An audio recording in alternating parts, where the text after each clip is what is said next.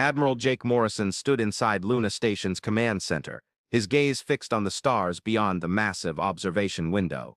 Space had always been silent, but today that silence felt ominous.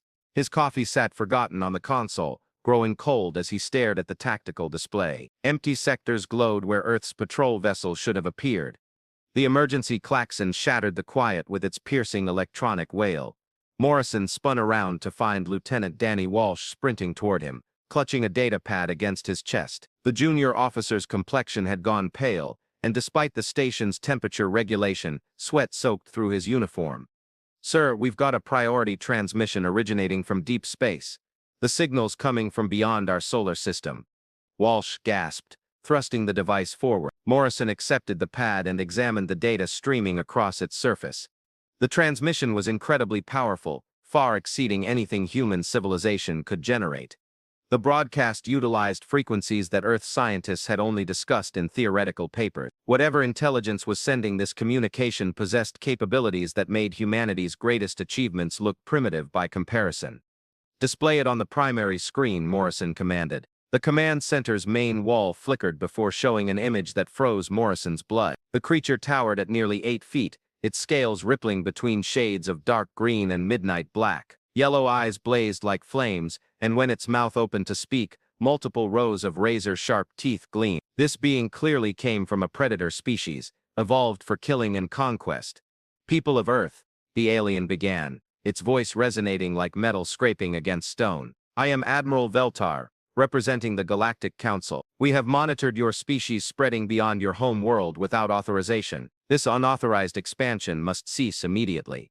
Morrison's fists clenched involuntarily as he processed the alien's ultimatum. Decades of human effort had gone into building mining colonies on Europa and Titan. These facilities supplied crucial resources for Earth's expanding population. Now some extraterrestrial authority was claiming jurisdiction over humanity's territory. "All personnel and infrastructure must be withdrawn from every location beyond your third planet. Any human activity outside Earth's atmosphere will constitute an act of aggression against the Galactic Council. You have 72 hours to comply. Non-compliance will be met with force." The transmission displayed footage of colossal alien battleships gliding through the cosmos. Hundreds of vessels appeared on screen, each one dwarfing Earth's largest orbital station. Planet-destroying weaponry lined their hull. Protective energy barriers surrounded each ship, shimmering like force fields constructed from pure luminescence. "Refusal to obey will result in your species' complete annihilation." The Galactic Council has already eliminated 17 civilizations that rejected their designated place in the galaxy. Earth will become number 18 if you choose defiance over submission. The screen went dark, plunging the command center into shocked silence. Morrison scanned his staff's faces and recognized pure fear in every expression. Earth's combined military couldn't challenge even a single ship from what they'd just witnessed. Humanity confronted an adversary capable of effortlessly wiping them from existence. "Establish a secure channel to President Rodriguez," Morrison said softly. While his communications officer worked on the connection, Morrison contemplated humanity's limited choices. They could capitulate and surrender everything built beyond Earth. Resource shortages would cripple the planet, killing billions. Alternatively, they could resist and face guaranteed extinction against an enemy with vastly superior technology. The president's image materialized on a secondary display, showing her seated in the Oval Office. Elena Rodriguez had spent 3 decades in political service, yet Morrison had never seen such concern etched on her features. Dark shadows beneath her eyes suggested sleepless nights since the alien message was first intercepted. "Admiral Morrison, I presume you've reviewed our visitor's demands," she said, skipping formal greetings. "Affirmative, ma'am. How can we possibly respond to this threat? Our entire fleet wouldn't survive 5 minutes against what we just saw." Rodriguez remained silent for several moments before answering. When she finally spoke, something had shifted in her tone, as if she possessed knowledge that fundamentally altered the situation. "Jake, I need you to return to Earth right away. There's something you must see that could completely change our approach to this crisis. Take a shuttle and come by yourself. Tell no one about your destination." Morrison felt bewilderment replace some of his dread. The president spoke as though humanity possessed options he hadn't considered. That seemed absurd given what they'd just witnessed. Human technology lagged centuries behind the Galactic Council's capabilities. "Respectfully, ma'am, what could we possibly possess that would matter against that armada? Trust me, Jake, What I'm going to reveal will clarify everything. A project has been running for 5 years that only a select few know about. Dr. Lisa Grant has developed something that could fundamentally alter the power dynamics.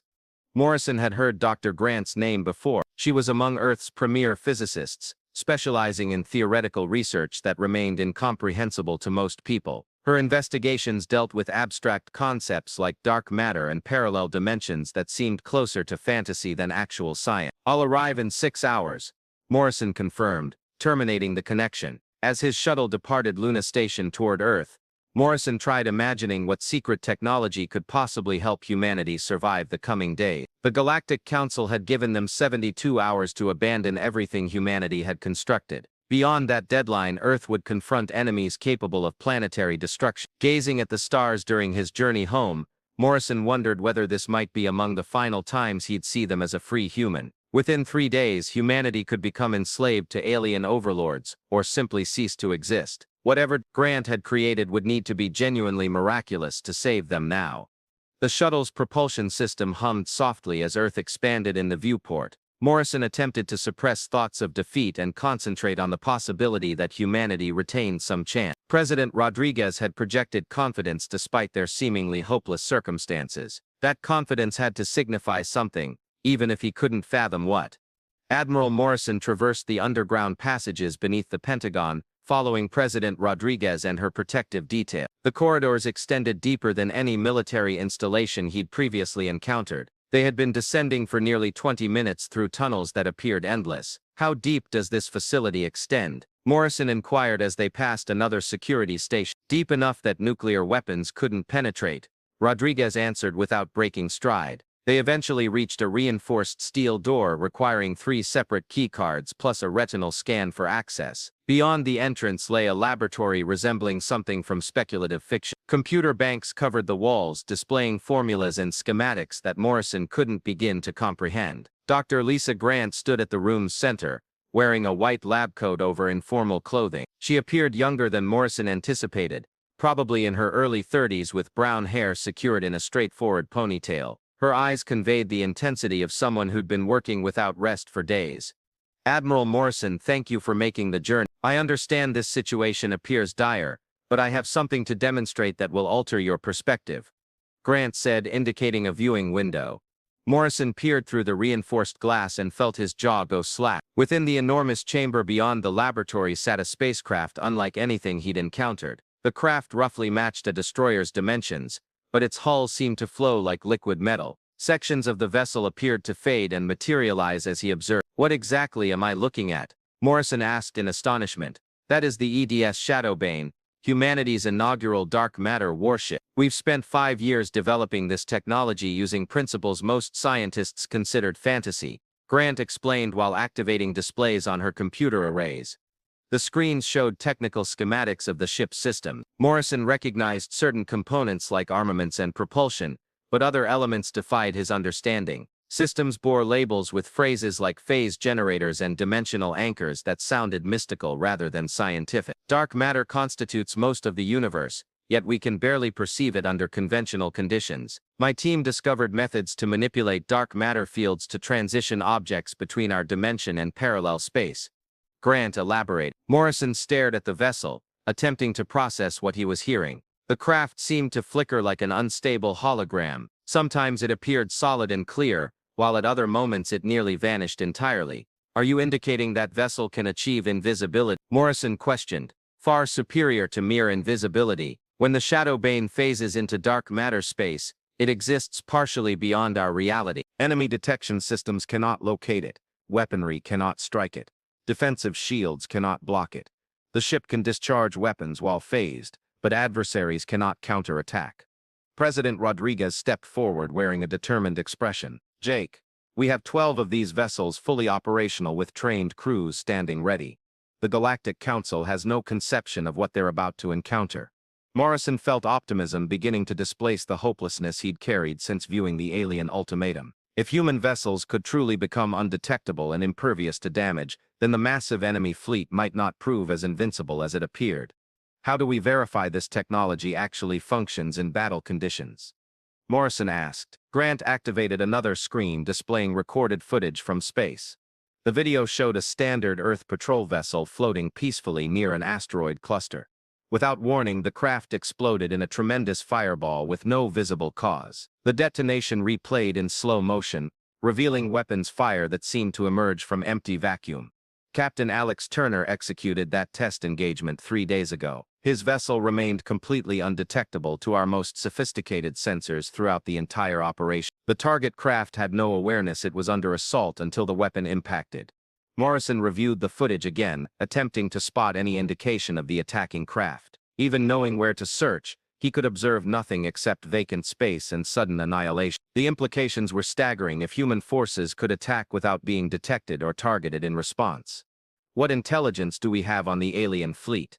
Do we know their vessel count? Morrison inquired. Rodriguez brought up intelligence assessments on the primary display showing satellite imagery from deep space. The photographs revealed an alien vessel formation extending across thousands of miles. Each individual craft was massive, but their sheer numbers made accurate counting impossible. Our analysis suggests they're bringing at least 300 warships toward Earth. Each one surpasses in size and power anything humanity has constructed. Under typical circumstances, they could obliterate our entire civilization without suffering a single loss. Morrison studied the images of the approaching enemy armada. The alien vessels resembled mobile fortresses, bristling with weaponry capable of shattering moons. Their energy barriers glowed with power outputs that Earth's generators couldn't match even operating collectively. But these aren't typical circumstances, Grant stated confidently.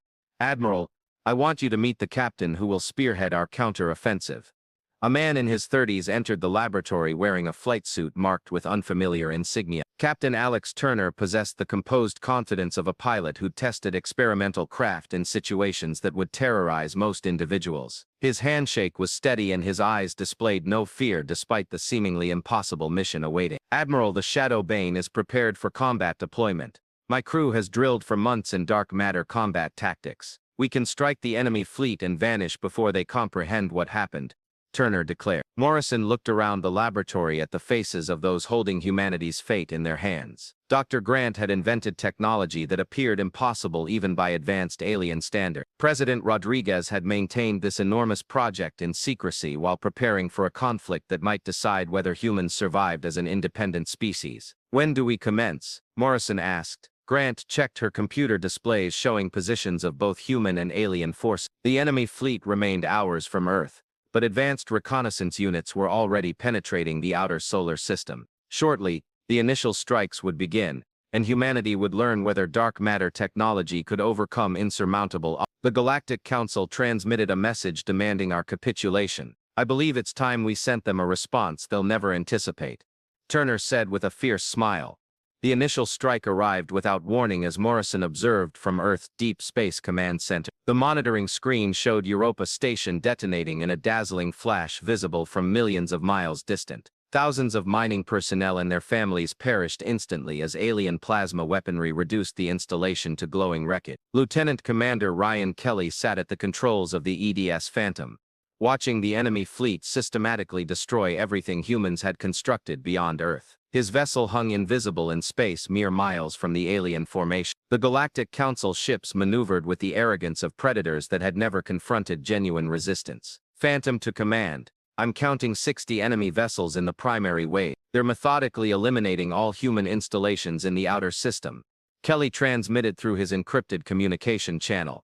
Morrison felt fury building in his chest as he watched another human station disappear from the tactical grid. Titan Research Base vanished within seconds as gravitational weapons tore the moon's surface to pieces. The aliens weren't merely defeating human forces, they were erasing every indication that humanity had ever ventured beyond Earth. Kelly, you are cleared to initiate combat operation. Demonstrate to these aliens that humans fight back, Morrison said into his microphone.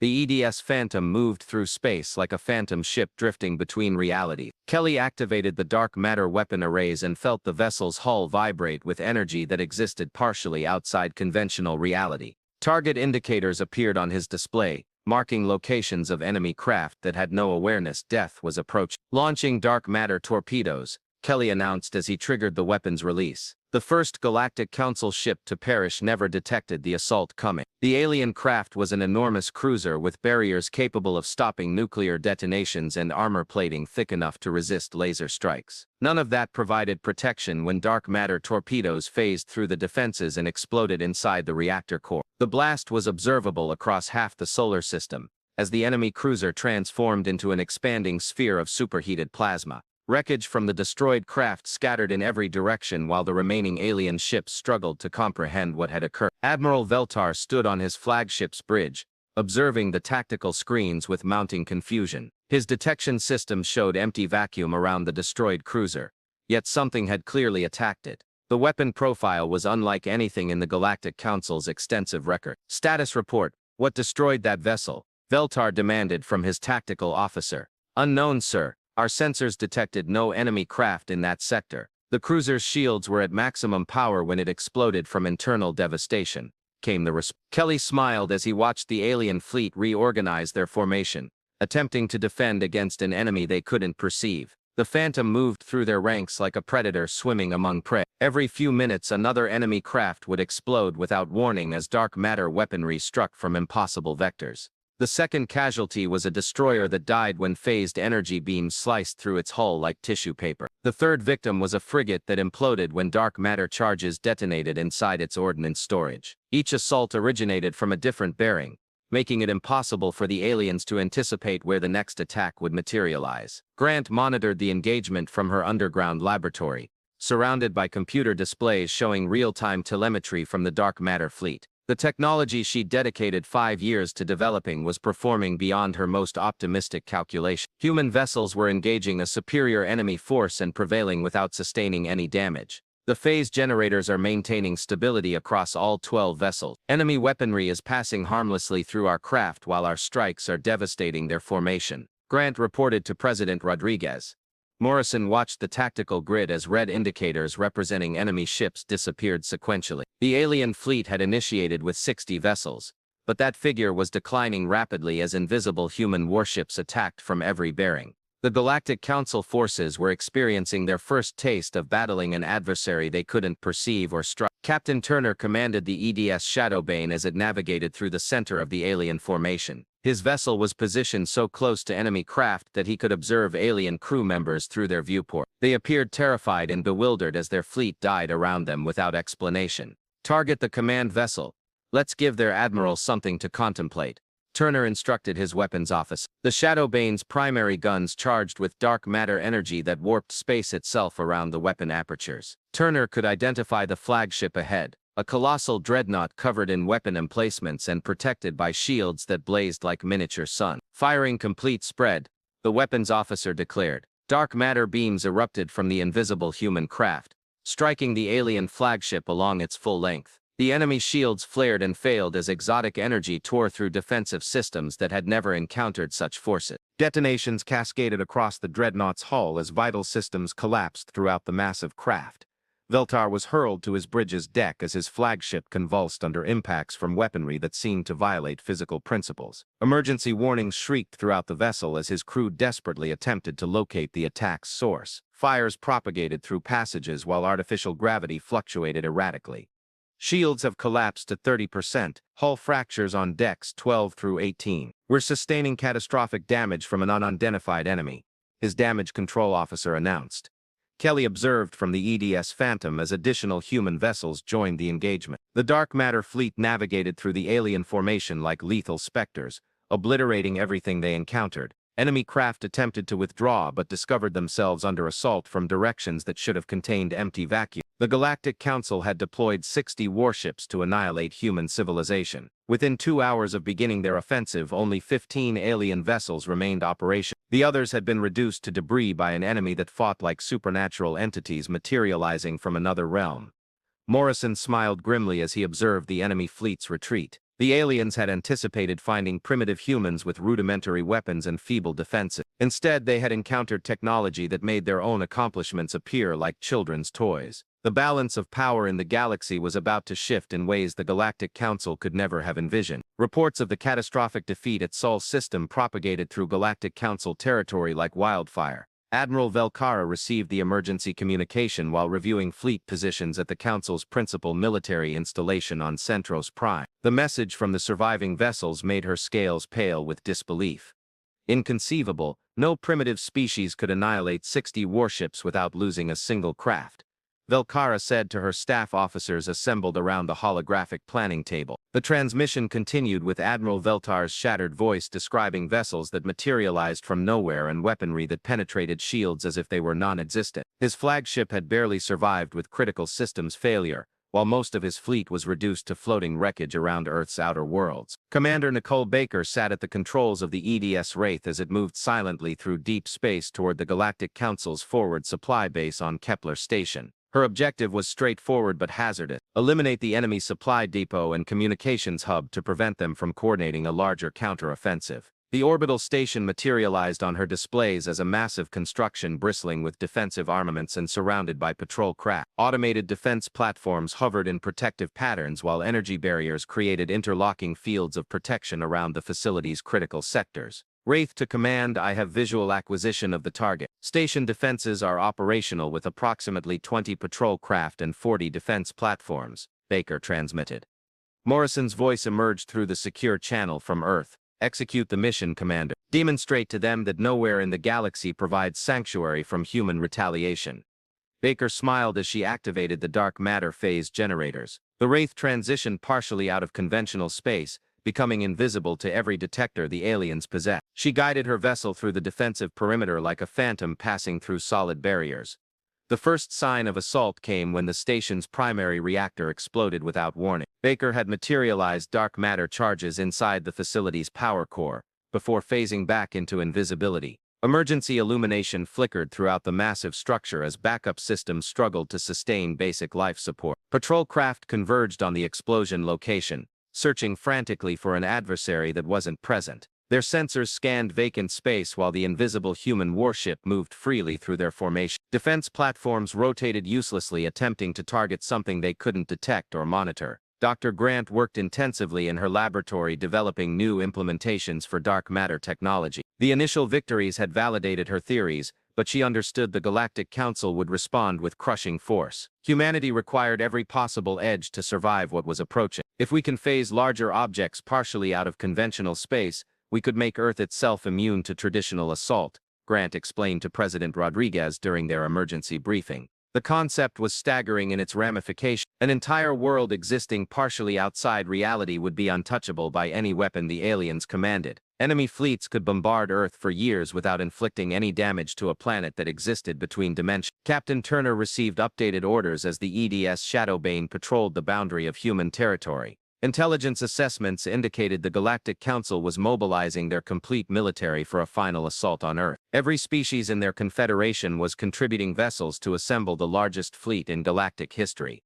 All units, this is Turner. We've just received confirmation that over 5,000 enemy craft are assembling at Rally Point Omega. The Council is committing everything they possess to destroy us, Turner broadcast to the Dark Matter Fleet. Commander Baker completed her operation at Kepler Station by destroying the communication networks that connected Council forces across multiple star systems. The massive installation erupted in secondary detonations as critical systems collapsed throughout the structure. Hundreds of alien personnel perished as the station fractured apart in the vacuum of space. The surviving patrol vessels fled in panic, transmitting reports of invisible adversaries that attacked without warning before vanishing like nightmares made manifest. Their frantic communications described weaponry that materialized from empty vacuum and vessels that seemed to exist in multiple dimensions concurrently. Admiral Velkara examined intelligence assessments from a dozen different strike locations where human forces had penetrated deep into Council space. Shipyards, supply installations, and military complexes were being destroyed by adversaries that appeared and disappeared like supernatural demons. How do we combat something we cannot perceive or touch? Velkara asked her tactical consultants.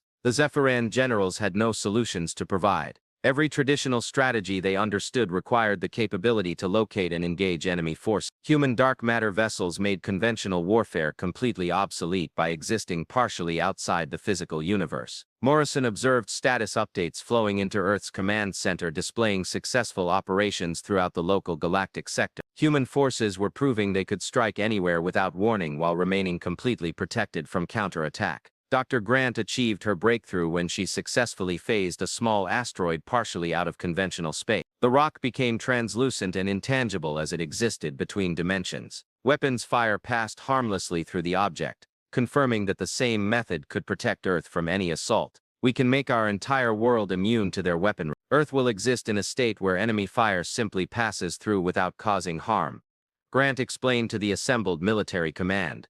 President Rodriguez authorized the deployment of planetary phase shields as reports arrived of the massive enemy fleet approaching Sol system. The Galactic Council had committed over 5,000 warships to obliterate humanity once and for all. They had no conception they were about to confront an enemy that had transcended the constraints of conventional warfare. Baker returned from her deep strike operation to find Earth surrounded by a subtle shimmer of energy that made the planet appear slightly unfocused. The dark matter field generators were functioning flawlessly, shifting humanity's home world partially into parallel space, where alien weaponry couldn't reach it. The decisive battle was approaching as the largest fleet in galactic history advanced toward a planet that had become untouchable and defended by vessels that fought like phantoms from another dimension. The Galactic Council was about to discover why humanity would never submit before alien masters. The largest fleet in galactic history emerged from hyperspace at the boundary of Earth's solar system like a metallic tempest obscuring the stars. Admiral Velcara commanded over 5,000 warships representing 12 different species,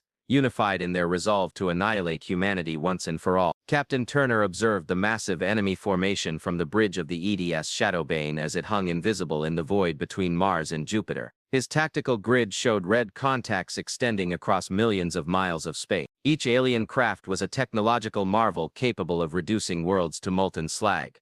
All dark matter vessels report prepared for combat deployment, Turner announced to his fleet of 12 craft. The odds were crushing, but every human captain understood they possessed technology that could reverse the tide of battle.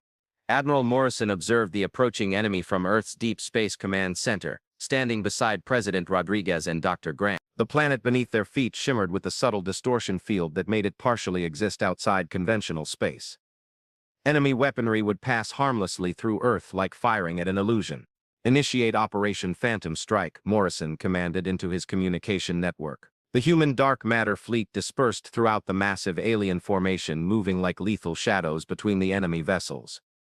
Captain Turner guided the Shadowbane directly toward Velcara's command craft, while his fellow captains selected targets throughout the scattered enemy fleet. Lieutenant Commander Kelly piloted the EDS Phantom through a squadron of alien destroyers that had no awareness. Death was swimming silently among them.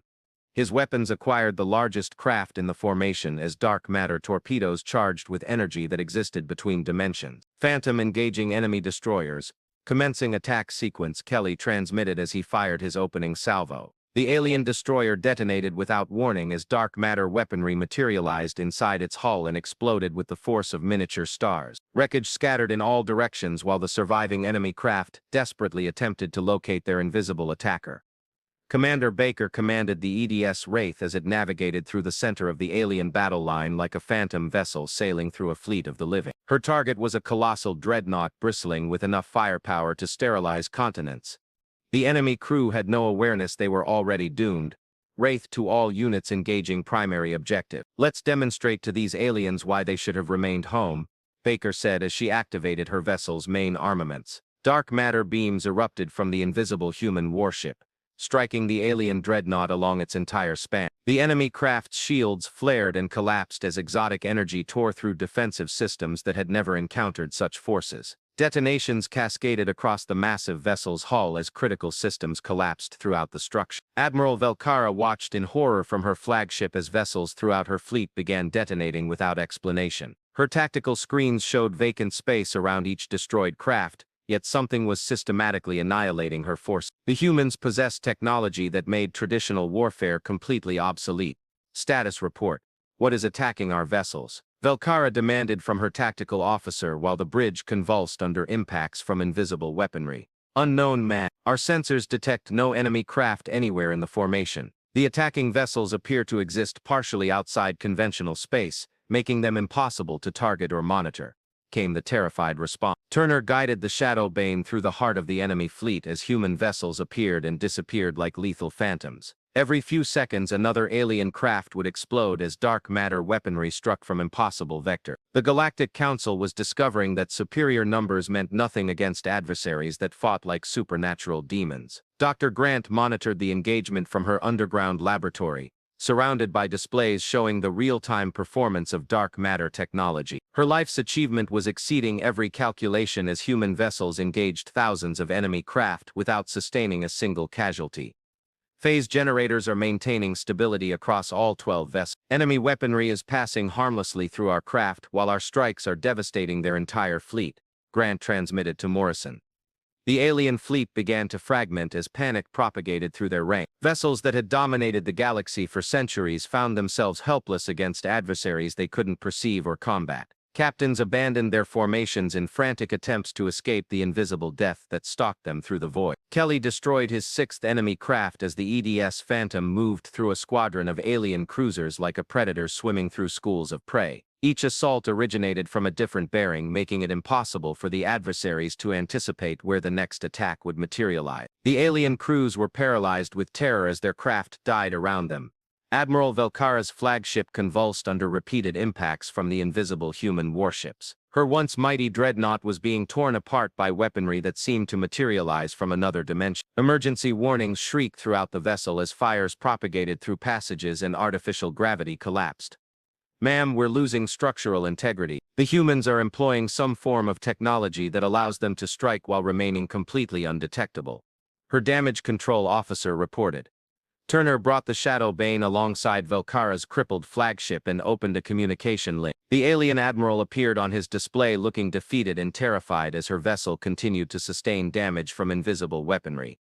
"Admiral Velkara, this is Captain Turner of the Earth defense ship Shadow Bane. Your fleet is annihilated and your species confronts extinction. I'm offering you one opportunity to surrender unconditionally," Turner stated.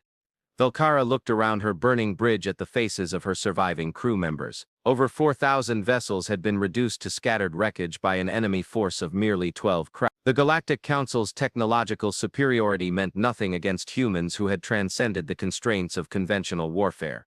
"I surrender on behalf of all surviving Council forces. Humanity has demonstrated itself the superior species," Velkara said while lowering her head in defeat. Morrison smiled as he observed the once mighty alien fleet retreating in disarray from Earth's solar system. The few hundred surviving vessels fled, carrying reports that would shake the foundations of galactic civilization. Humanity had risen from a single planet species to become the undisputed masters of known space in less than a week. President Rodriguez addressed the United Nations from the same chamber where world leaders had once debated humanity's surrender to alien demand. Now she spoke as the founder of a galactic empire that extended to the stars. "Citizens of Earth, today marks the beginning of a new era. The galaxy belongs to humanity.